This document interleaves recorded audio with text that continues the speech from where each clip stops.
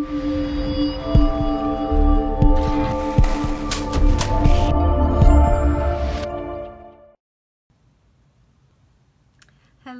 and welcome to the birthday party of Mental Notes from My Minivan podcast. Today my baby is one.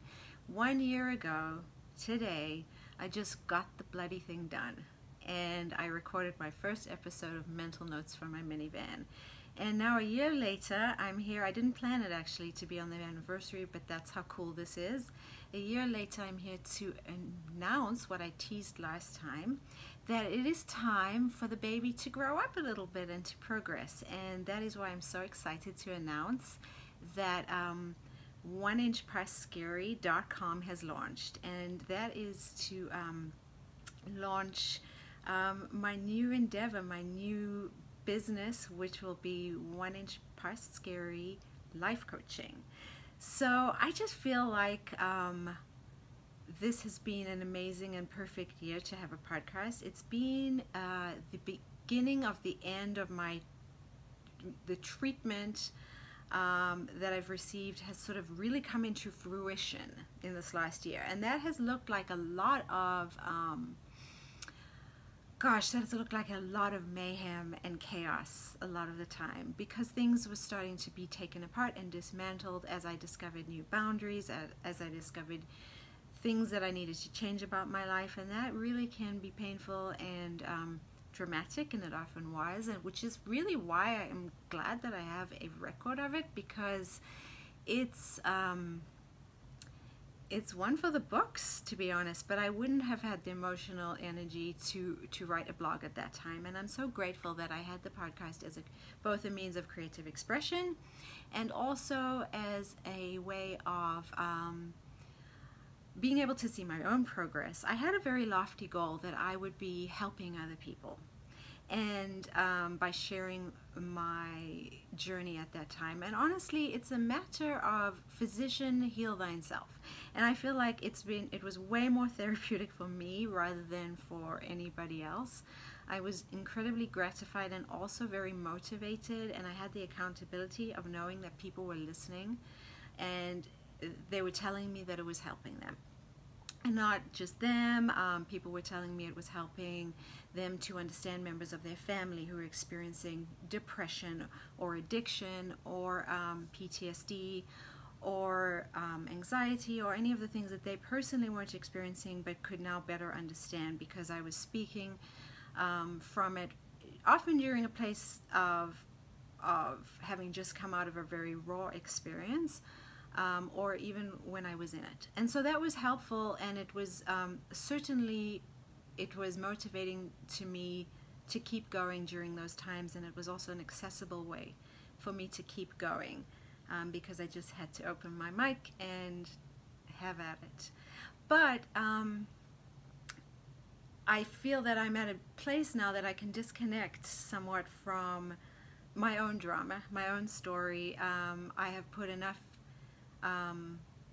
in its proper place now to feel that I'm ready to move on, that I'm ready to leave all that behind, that I've restructured my life in much healthier ways, that my boundaries have been drawn, that I've found a more authentic and peaceful way to live my life, and I'm ready to move on with the next chapter, which means that I have freed up a significant amount of energy to use all the things that I've learned to be able to help people wherever they are. So not necessarily in a place of complex PTSD or depression or anxiety, but people who are just struggling with everyday insecurities, limiting beliefs that come from seemingly kind of innocuous experiences from their past, their childhood fears that they didn't even realize they had, that are sort of blocking them or causing them unnecessary resistance and making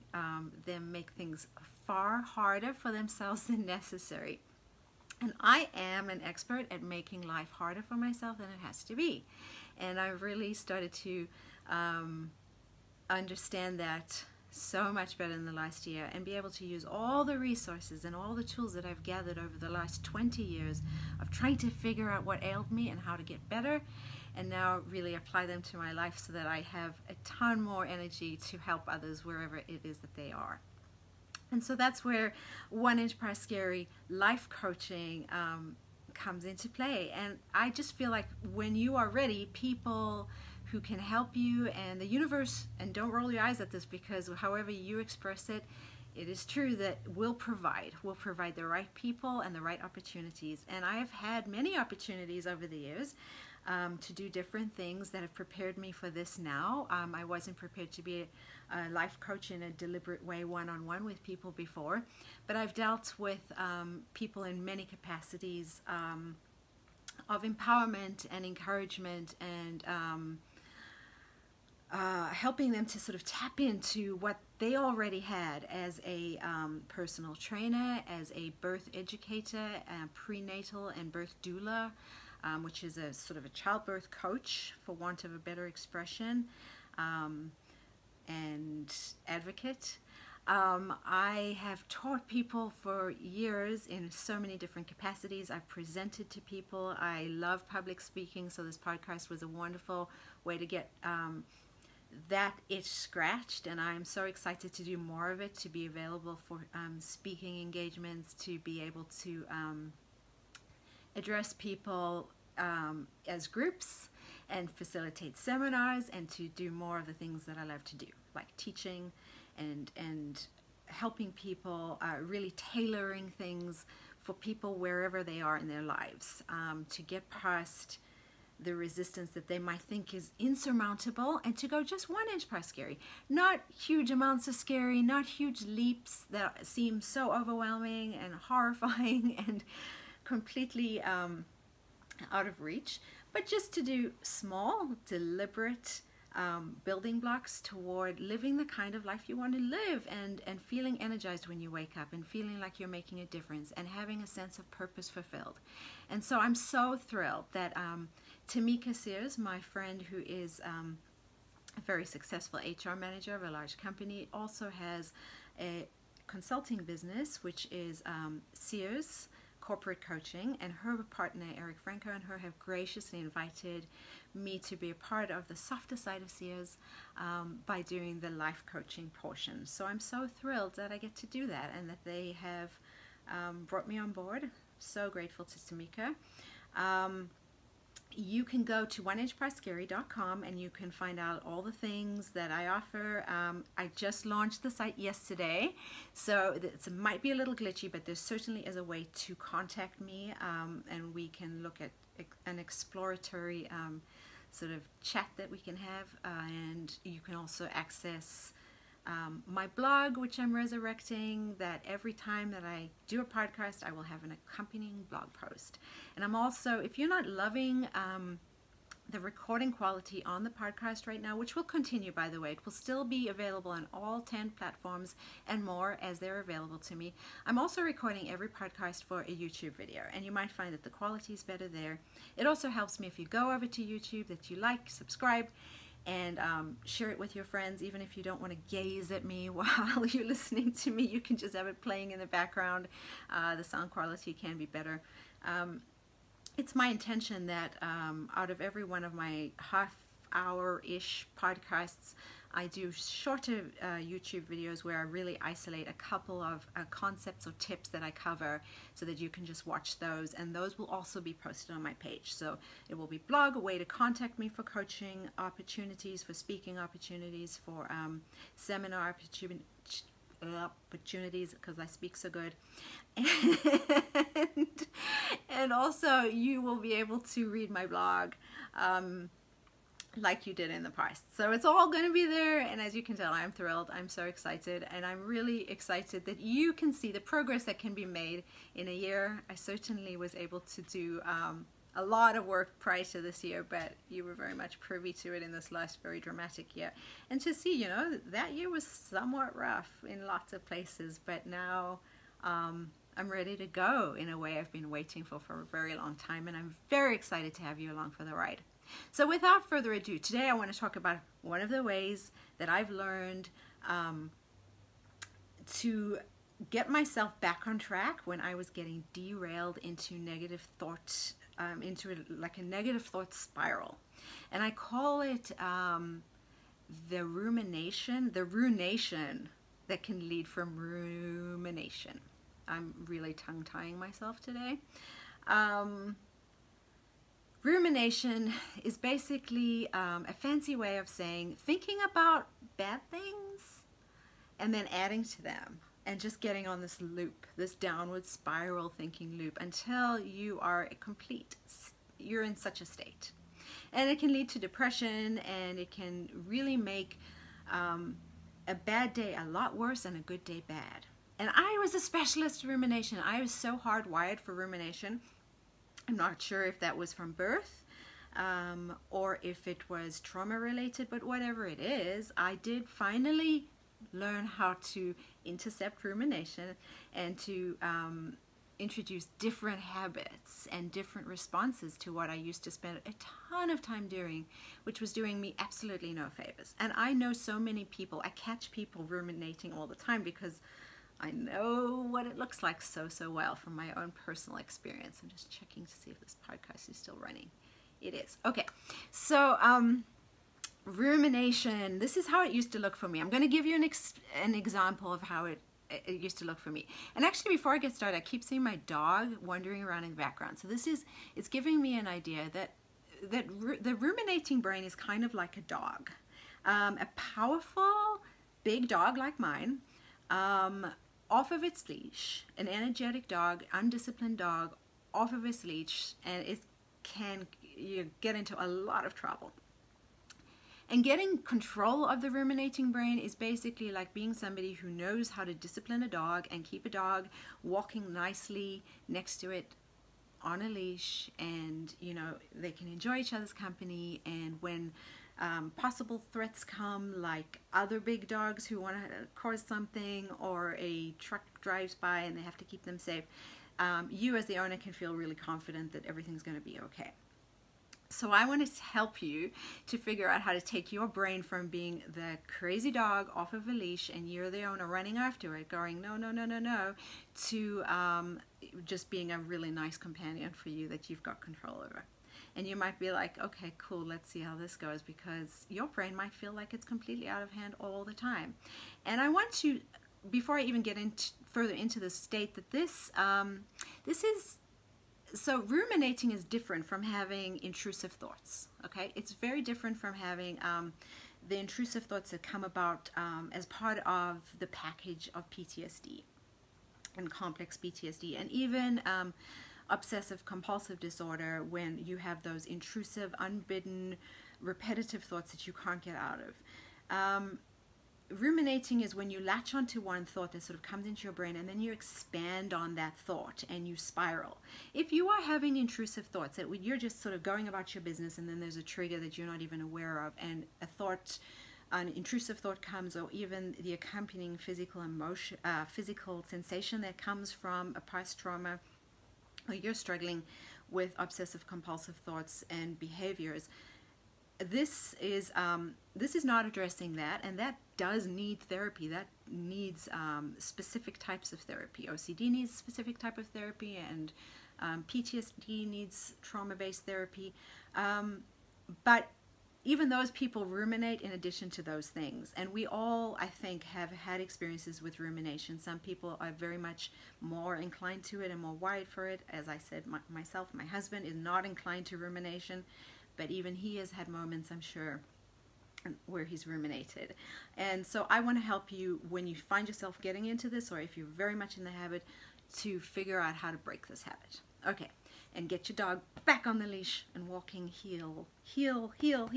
Okay, so I would wake up in the morning, and because this was before I understood much about what ailed me in terms of PTSD.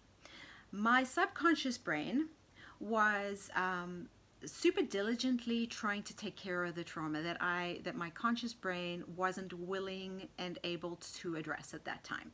And here's another little side note. When it comes to trauma, you've got to pay the piper. It has to be dealt with. or the piper will be paid in some way, subconsciously, in behaviors that you don't even understand, in triggers that you don't even know, in ways that you're acting out that you're not even aware of.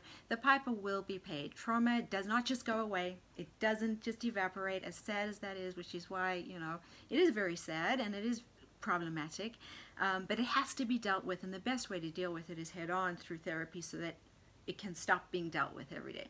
But it will manifest either in your body or mind or behaviors every single day, and that's just the bummer reality of it. So at that time, my subconscious was like, I got this. Since you guys aren't gonna deal with it, my subconscious was like, I guess I gotta.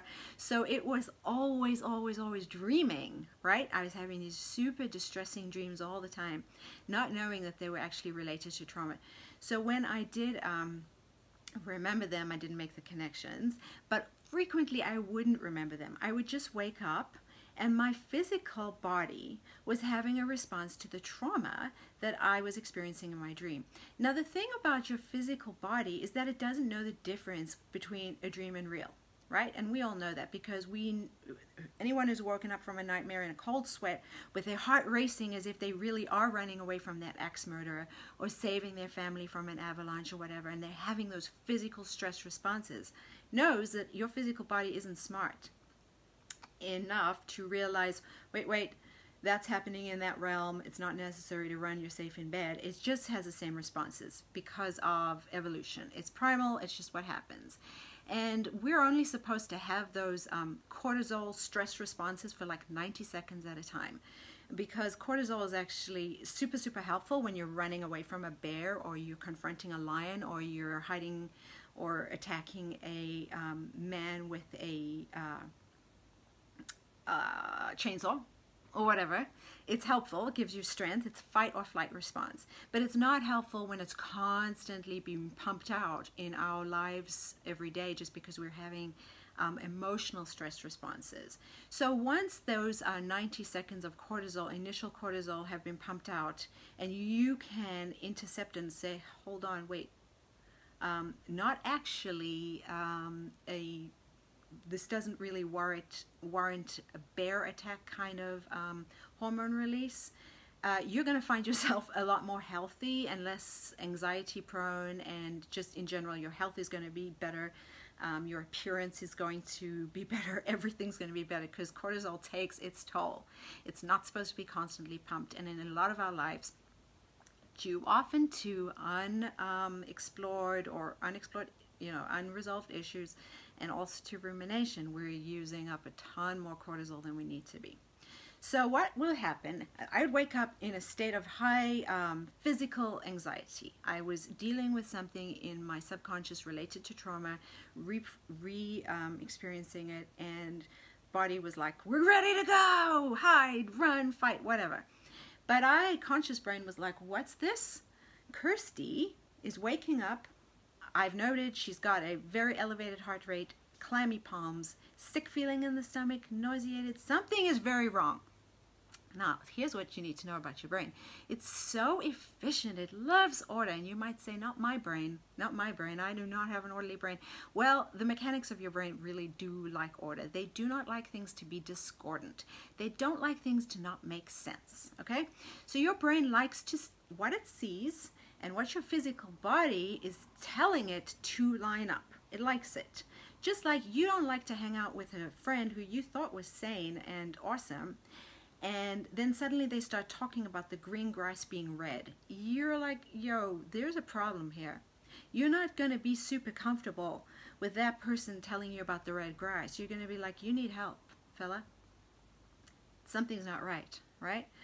The brain's the same way. It's like, look, she is acting like her physical body here is saying there's something super wrong.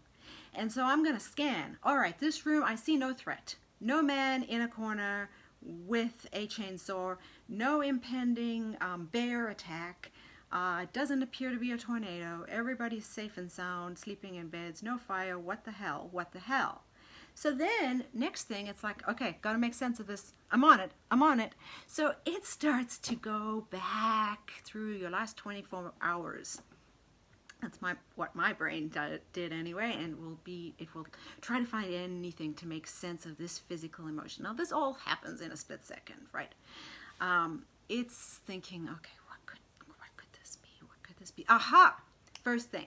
All right, I remember yesterday when she was at preschool drop-off, she said something to her friend, and her friend acted really weird, and she's had a bad taste in her mouth ever since. In fact, her friend, like, sort of was short with her, and then she looked over her shoulder at the other friend, and I bet you neither of those friends like her. And then the brain's like, okay, look, that's a bit of an extreme response. Why is she acting like it's the end of the world? Oh, wait, I'll tell you why it's the end of the world.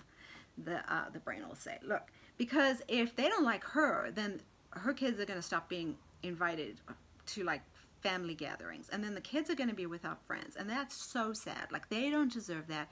And a good mother is going to facilitate, you know, good relationships in the community for her kids in a nice social setting. And, you know, without friends, the kids are going to get depressed, and they're going to follow her sad sort of pattern of depression, and they too are going to be depressed. And she is really just a bad mom. She's messing up everything for everybody. And the brain's like, well, okay, look, that does seem bad. That seems bad. Yeah, you know, if you're a bad mom and you are just taking your innocent, sweet family down with you because you're so bad at making and keeping friends, then, oh my gosh, like, you really don't have a purpose in life. You should be really depressed. You should be really disappointed in yourself. And then I'd be like lying in bed feeling so down on myself and so paralyzed. Now, I'm giving you this very crazy, like, example because maybe you've had a similarly crazy example, or maybe not. I'm just telling you, I've been here, and this is like how ridiculous the whole thing can happen. So then I'm lying in bed feeling just so bad about myself that I get up too late to get everybody to school on time. So then they're late for school and they're all upset. And that, oh, the brain loves it. They love it when their cognitive bias is confirmed. So they're like, told you, you're a bad mom, and that just proves it. You can't even get your bloody kids to school on time, and now they're all distressed. So then I come home, and I'm so depressed because the kids didn't get to school on time. Also, I messed up their social life, and now the house is a mess, and I'm just so overwhelmed and depressed and down on myself that I don't have the energy to clean it. I just lie around all day. Then they come home to a chaotic house. More cognitive bias is confirmed. She is a bad mom. Further proof. Look at these kids coming home to this disheveled mess of a house. She can't do anything right. That leads to more lying in bed late, and then the whole thing snowballs until, in fact, I am becoming a subpar mom because I'm not interacting with my kids. I'm snapping at them because I'm feeling so bad about myself, and, you know, it's this horrible, stupid, vicious cycle.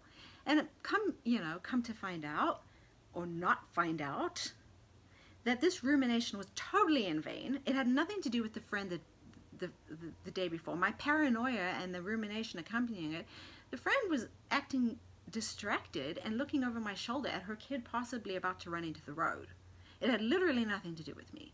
But my rumination has made it so I'm so defensive. Now when I see the friend, I'm cold and cool to her, and she's like, what the hell's up with her? So she, you know where this is going. That was a weird and ridiculous example. It sort of popped into mind because when my kids were little like that, I was constantly having experiences like that. I was always ruminating about how things were going wrong with my own social circle, and maybe I was affecting my kids. So that's a weird example, but something for you might be, okay, you're not having a trauma-based dream, but you are waking up and you've got an icky feeling, and you suddenly realize, it's because I haven't tested and study or prepare for sufficiently today. And I guess I'm a loser because I didn't do that. I'm going to flunk this test. Not only am I going to flunk this test, but it means my GPA is going to tank, and that means I'm going to lose my scholarship. I'm going to have to drop out of college.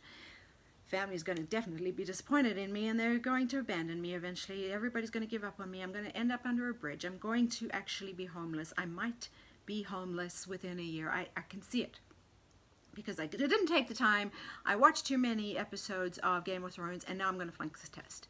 And so you go from a small anxiety, which is warranted, to an actual real threat to your sense of security, which does warrant, right, that kind of cortisol explosion, Maslow's hierarchy of needs is not being met. If I have to live under a bridge, so then you're really freaked out and depressed.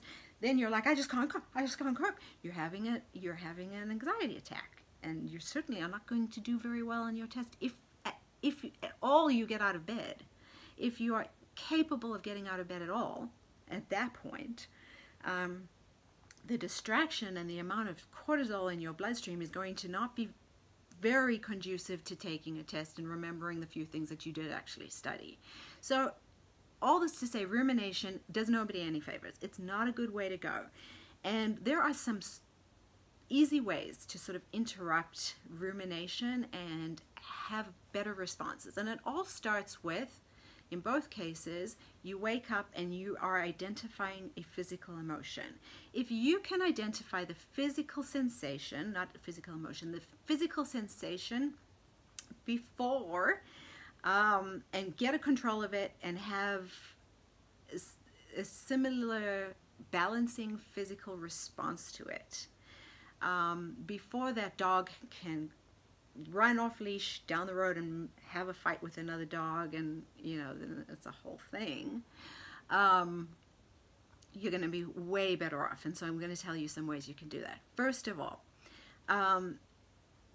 when you wake up or whenever this rumination starts, be aware of the sensations in your body.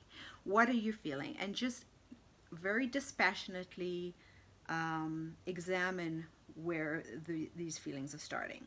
So maybe I know, and I've been able to tell my therapist when I'm triggered in a way that relates to my childhood abuse, and I get a choked feeling in my throat. I say my throat's closing, and then we know that that whatever I'm dealing with is directly related to my childhood trauma, and we can sort of really short circuit and go straight to that and not sort of parse apart what happened at the grocery store. We can really get into that. But other things that might be happening to you is that you get a sick feeling in your stomach, right? Or you find that you're clenching your fists, or you're clenching your jaw, or your heart is going really fast, or your palms are getting clammy. So you can notice these things. Before you've started to spiral into thought patterns, you're noticing my body is reacting in a weird way. Why is my body reacting in a weird way? And what can I do to combat the cascade of hormones that is going to tell me that I'm in trouble and going to make a whole big mountain out of a molehill? What can I do? And this is what you can do. Okay, first of all, you can take 5 deep breaths, or even 3, or even 1, if that's all you can muster, but try to make it closer to 5. When people say deep breath and you don't listen, you really should be listening. Take a deep breath. You really should. The reason why people tell you to do that is because when you, everything goes back to evolution and primal times. When you're running away from a saber-toothed tiger, there is no way for you to be sleep breathing. I refer to it as sleep breathing. You can't breathe slowly and restfully and fully fill your lungs in a restful way and also be running away from a threat. Or you cannot fight a person and also be breathing really slowly and deeply. Those two things cannot combine. So if you respond to your body's stress response and cortisol getting ready to pump out into that bloodstream by saying, actually, body, no, we're sleeping now. And you fake it out by doing sleep breathing. And sleep breathing, which is what I coin for breathing in to a count of 4 and then out to a count of 8. And if you don't have the capacity, the lung capacity to do that yet, do it in to a count of 3 and out to a count of 6. Just as long as the exhalation is twice as long as the inhalation, you're going to be fine. You're going to bring down your heart rate. You're going to fool your body and your brain into thinking everything's fine. And then you're actually going to feel a lot better. The second thing is, if you're inclined to have your phone next to you when you wake up in the morning, and That's the first thing you do, and you feel nervous, and so it's kind of a, it's, what is it? It's your stress response. It's your security blanket to grab your phone to distract yourself. You need to be real about the fact that it's actually a numbing behavior, and whatever is upsetting you now is going to have to be addressed at some point. So you may as well do it. You may as well address it in a much more constructive way than looking at your phone. And I'll tell you why your phone is a bad idea. Because again, with this cognitive bias. Okay, so if you're in a triggered state, everything that you see on your phone, everything that you see on social media, in the news, even in your email, everything you receive via text is going to come in with that filter, with that triggered filter on. And your brain, with its desire to make your physical sensations make sense, is going to look at everything that might be in your Facebook feed to confirm how bad you're feeling. If you're like, no, I only follow fun, nice things on Instagram, if you're feeling inadequate, instead of feeling uplifted and distracted in a nice, pleasant way from the fun, nice things on Instagram, you might well, and you're much more likely to make them confirm, well, my life is really lacking in some way, or I'm lacking in some way because my life's not looking like that. Also, you just have so little control over what you're going to see. You're putting your control for your day and your mood, and our mood at the beginning of the day is a huge predictor of how the day is going to go for us.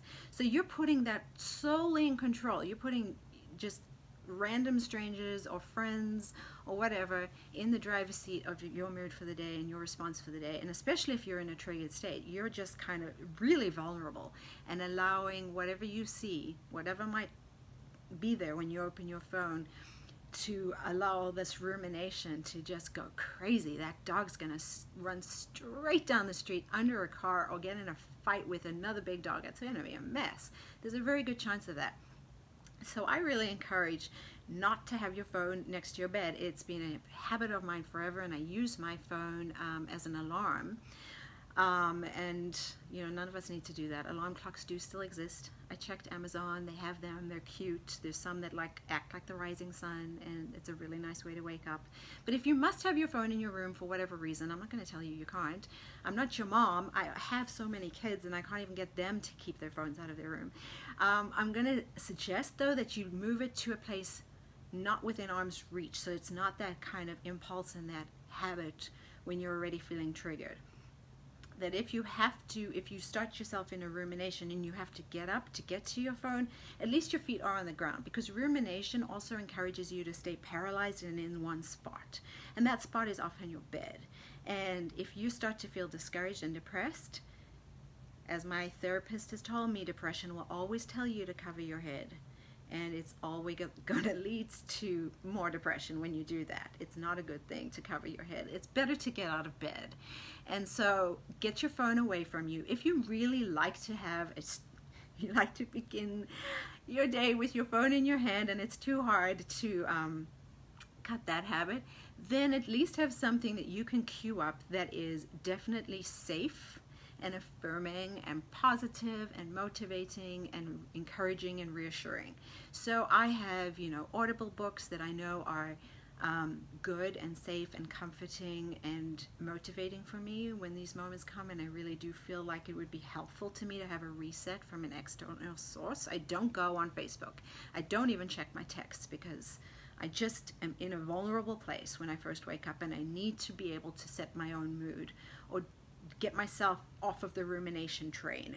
The rumination train is a bad way to start the day. So I'll have an Audible, or I'll have, if you want to just go on YouTube and find, motivational, there's so many of those compilations to motivate you to start your day right. Some of them are better than others. Listen to a TED Talk. Those don't usually steer me wrong, that kind of thing. Have some safe way to go. But social media or the news or even checking your text is not a good way to avoid spiraling from rumination. Another thing that you can do is, once you're aware of your physical sensations and you're responding with a physical response, which is that deep breathing, is do a stretch, exaggerate yawns, Release your hands. When I would coach a woman through childbirth, I would be very sure that they understood something called the fear, pain, tension cycle, the tension, pain, fear cycle, or all three of those can be interchanged because they're a cycle. And what happens is when you're feeling pain, your body's automatic response is to be tense, and tension leads to more pain, which leads to fear because either your body is like, oh crap, what's going on? Why am I in pain? This is scary. Or it's in the next contraction, you're afraid of it, so you're tensing up, so you have more pain, that leads to more fear. So to intercept more pain and more fear, what we can control is the tension. And so I would look and see, I would act as the sort of the lookout to see where tension was starting to build before the moms were even aware of it. And I would constantly remind them, relax your hands, relax your thighs, relax your jaw. And if you do an exaggerated yawn, you can again also con your body into thinking everything is okay. So the breathing, the yawning, making sure your hands are not balled up into fists, that your jaw is not. I will sometimes see myself in the mirror when I'm feeling really tense and be amazed at how prominent my jaw is, and be like shocked that my teeth haven't crumbled out of my head yet because I'm gritting my teeth so much. You've got to be really tuned into those physical manifestations because they will be your best friend if you can look at them and quickly undo them before the brain can catch sight of them and be like, what's this now? What's this? What is this problem we've got? What more problems do we have? And get you into a whole big spiral in a depression or an anxiety attack or just a bad mood. So pay attention to the body, respond in kind with big deep breaths, yawns, stretches, and really going out of your way to relax. I have started having a response to depression or anxiety or disassociation that people often experience when they have PTSD is just, okay, I can come back to this and I can think about it again in 5 minutes, but I'm going to get on my yoga mat and I'm going to do just, you know, 1 or 2 vinyasas. I'm going to go through a cycle of downward dog and salutation to the sun, and I'm going to feel okay enough to revisit this when I'm done. And I almost never have to. I am almost always ready to let it go. I just feel perfectly fine. So you can do a little bit of exercise. If you can change, like I said, you know, if you can change your scenery, get out of bed. Even better is getting outside. Having a deep breath by getting outside can really cut into that sort of rumination cycle. You can do that. Another thing that people don't think of nearly as often as they should is that when we wake up or at any time during the day, we're most likely to be dehydrated. People are so often dehydrated, and it's the last thing they think of as what ails them. They'll think of anything else. They'll think, I'm hungry. Usually they'll mistake being thirsty for being hungry. I'm tired. I'm angry. I need to pick a fight with somebody. Or you know, I need pot, I need alcohol, I need any other kind of drug, I need something. Whereas if you would respond to your body, its cue is I'm thirsty, because the body will die first without water long before it will die without food. And often it sends a kind of anxious, niggly feeling that we do not internalize as that's just thirst. So the best thing you can do if you're inclined to ruminate, especially in the morning, is to have a big bottle of water next to your bed, or even a glass of water. I keep a bottle of water next to my bed, and I can tell you that if I do not have one and I do not drink first thing in the morning, it really, the likelihood of my day going badly and my mood being very poor, like, goes through the roof. I need to drink water. I'm easily dehydrated because of physical conditions I have, but if I don't drink water, my anxiety starts to really manifest. And so have a glass of water is just good for everything. It's also a good sort of distraction. You know, when people in the movies are really distraught and people bring them a glass of cold water, it's a way to calm you down. Again, you're not drinking water in a calm and deliberate way when you're running away from a saber-toothed tiger. Fool your body into knowing that everything is actually going to be okay by doing things deliberately like that, taking care of it, drinking water. Sometimes you just need some protein in you. I've seen people go from completely speaking in a suicidal way to being like, okay, I think I can manage this, once their blood sugar is boosted just a little bit. I've experienced that myself. Everything is absolutely out of control, terrible. And then I eat or drink some water, eat a little bit, and suddenly it's a little bit more manageable, or significantly more manageable. So these are things you can do. You can make sure that you're not putting yourself in the hands of the internet when you're on this rumination train. You can catch the first thing that you need to do is catch the physical sensations and address them with likewise physical sensations. Taking deep breaths, telling your cortisol and your stress responses from freaking caveman days to calm the heck down. Nobody's dying here today. And the thing is that it is never a life or death situation. You will ruminate yourself into thinking it is, but nothing other than an actual life or death situation, other than being attacked by a wild animal or a person with a chainsaw or a knife or a gun, or whatever we know consciously can threaten our life, is a life or death situation. Everything else you can find a solution for. There are so many solutions in this world. Even if you are about to flunk out of college, or you are going to lose your job, or you don't have any friends, or your kids don't have friends, there are always things that can happen and be dealt with, and alternatives and people to help. So the number of times that your body will tell you in one day that it's a life or death situation is completely out of proportion, and you need to remind it and yourself that practically nothing is life or death. Nothing is as serious as we think it is. Saber-toothed tiger in your living room? Yes, very serious. All the cortisol, you need it. But most other things, no. You're much better off calming the frick down and using physical responses to say, I'm good, thanks brain, we got this. We do not have to ruminate, we do not have to spiral. Issue at hand, taking a deep breath, taking a few deep breaths, drinking a glass of water, listening to something uplifting, changing my scenery, getting outdoors for a deep breath, maybe having a small snack. This has changed my life. It is as simple and stupid as you can think, and that is why it is so important for us all to master, and it has changed my life. It has made everything I learn in therapy so much more effective when we don't have to unravel that 10-minute rumination that I had at the beginning of the day every time I go to therapy. We can just get to work on what's really bugging me. I have been a much more present mother and wife and friend now that I know how to keep my brain dog on its leash. We all like a well-behaved dog so much more than we like a wild one. So, it's worth the investment. It really, really is, in these very simple things. And at first it's going to feel awkward. Dogs do not become disciplined overnight.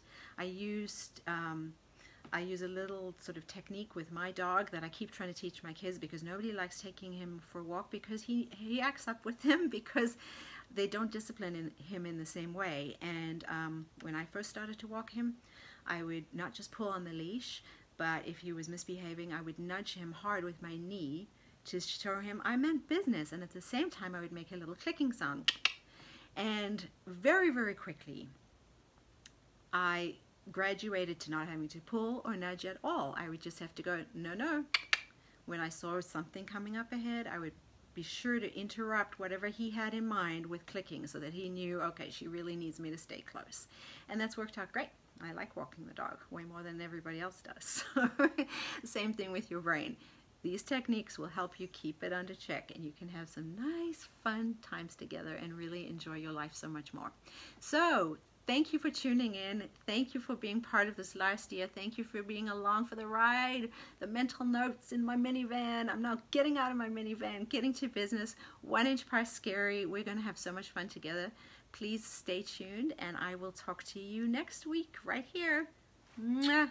Take care.